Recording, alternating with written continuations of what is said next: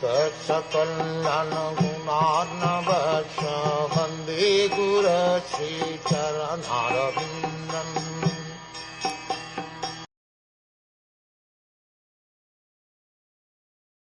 To achieve Vishnuloka is very difficult, but by your austerity you have conquered. Even the great rishis and demigods cannot achieve this position. Simply to see the supreme abode, the Vishnu planet, the sun and moon and all the other planets, stars, lunar mansions and solar systems are circumambulating it. Now please come.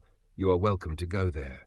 Even in this material world, the so-called scientists, philosophers and mental speculators strive to merge into the spiritual sky, but they can never go there. But a devotee, by executing devotional service, not only realizes what the spiritual world actually is, but factually goes there to live an eternal life of bliss and knowledge. The Krishna consciousness movement is so potent that by adopting these principles of life and developing love of God, one can very easily go back home, back to Godhead. Here the practical example is the case of Dhruv Maharaj. While the scientist and philosopher go to the moon but are disappointed in their attempts to stay there and live, the devotee makes an easy journey to other planets and ultimately goes back to Godhead.